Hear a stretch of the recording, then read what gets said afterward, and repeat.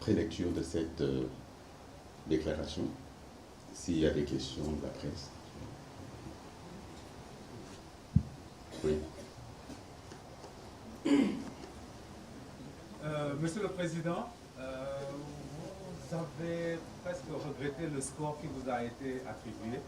Vous avez dénoncé quelques dérives pendant le scrutin.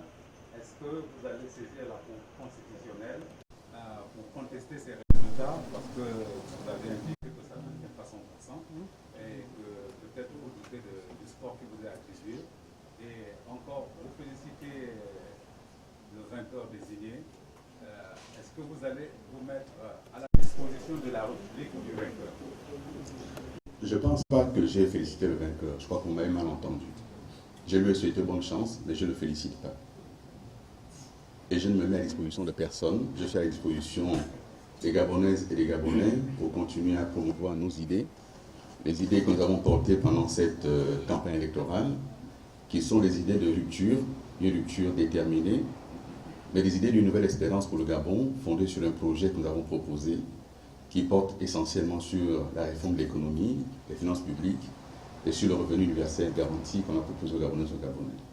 Et nous continuons à nous battre pour ces idées-là. Ma conception de la question démocratique, il y a un vainqueur à une élection, peu importe finalement comment ça s'est passé, et je ne souhaite pas m'étendre au-dessus. Je crois qu'il ne peut pas être fier de ce score à la soviétique qu'il aurait pu éviter. Maintenant, il est vainqueur de l'élection. Je ne perdrai pas mon temps à saisir la Cour constitutionnelle gérée par son frère, c'est inutile. Et qui plus est, je ne mettrai pas à cette disposition pour travailler.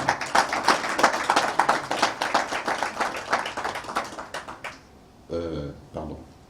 Je ne conteste pas le chiffre, je conteste l'ensemble des suffrages. Et j'indique qu'il y a des suffrages qui manquent. Et il leur revient de les attribuer à qui voulons les attribuer. Parce que finalement, ceci est attribué à la tête du client. Ça ne correspond pas au suffrage estimé. Oui. Merci, monsieur le candidat Malheureux. Non. Non.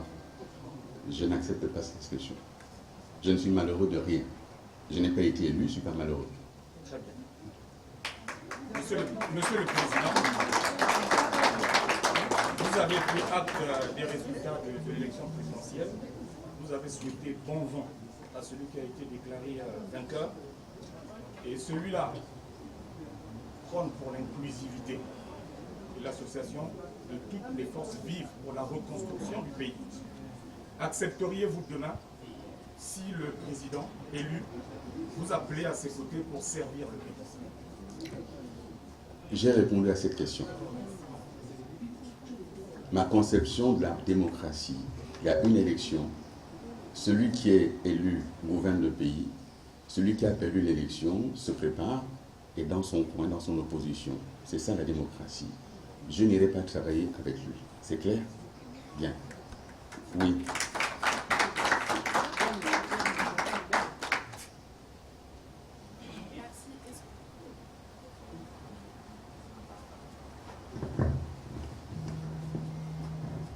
Bonjour, merci. Est-ce qu'on va vous retrouver dans une autre échéance électorale comme les législatives? Je viens d'indiquer qu'avec mes amis de la plateforme Ensemble pour le Gabon, nous allons nous retrouver et travailler et déterminer la forme que nous donnerons. Donc les législatives sont une échéance. On ne sait pas quand elles auront lieu, ces législatives-là. Nous examinerons la possibilité d'y être ou pas. Mais ce n'est pas l'enjeu aujourd'hui. Monsieur le Premier ministre, vous avez dit... Je suis Thierry Pétan de la rédaction de Gabon Review.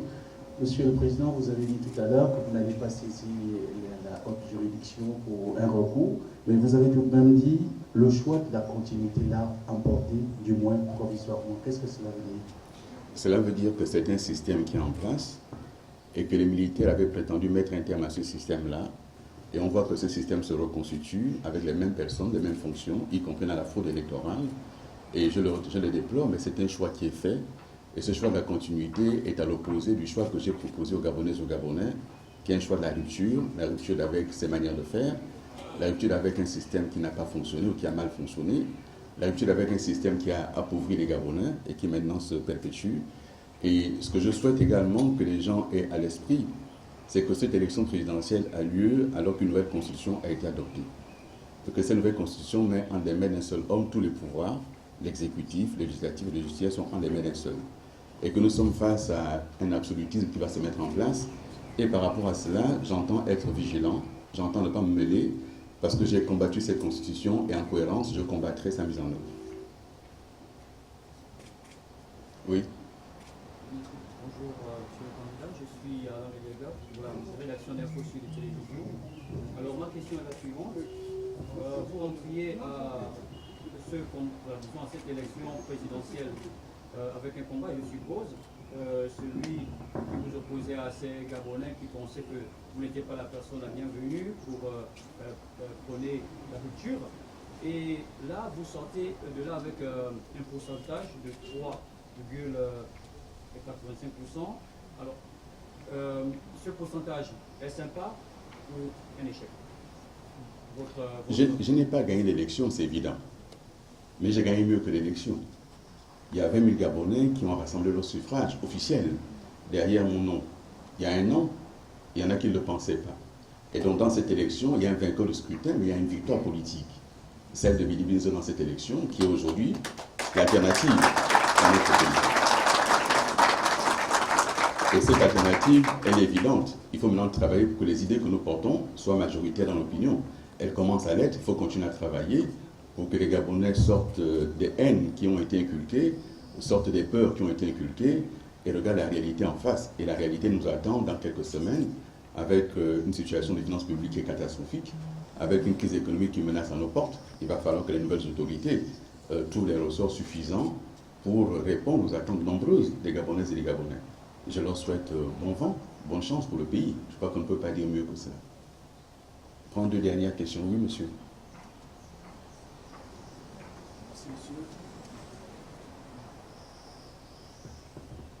Merci monsieur. Bonjour, je suis Pierre Labert-Jourdan, je travaille pour Equinox Télévision et Radio, nous venons du Cameroun. Vous avez indiqué tout à l'heure des éléments qui montrent à suffisance, vous étiez parfaitement au courant, qu'il y avait toute une machine huilée pour que vous ne gagniez pas cette élection.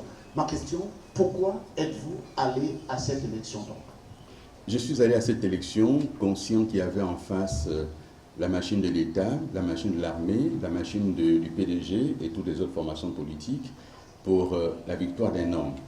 Peu importe finalement de quelle manière cette victoire allait être obtenue, peu importe. Mais une élection, c'est aussi une campagne électorale pour promouvoir ses idées. Et je pense que ces idées, je n'aurais pas pu les partager si je n'avais pas été candidat à cette élection. Et aujourd'hui, les Gabonais savent ce que je pense.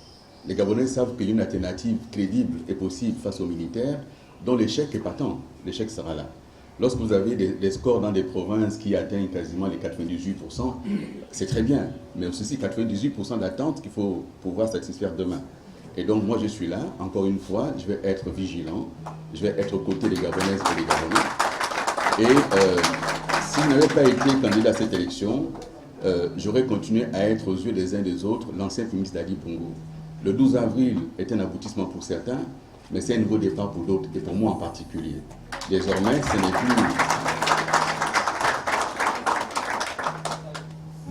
n'est plus l'ancien Premier ministre d'Ali Bongo qui se tiendra debout, mais c'est celui à qui les Gabonaises et les Gabonais ont fait confiance. 20 000 personnes, ce n'est pas rien dans un pays comme le nôtre. Et ces 20 000 personnes, je leur dis merci beaucoup. Et à partir de ces suffrages, nous devons bâtir quelque chose pour demain. Et donc nous sommes prêts pour le Gabon de demain. Bien. Merci mesdames et messieurs d'avoir été là. Et c'est ce que je voulais dire aujourd'hui. Bon courage, bon vent. Et puis le Gabon nous regarde et nous attend. À bientôt.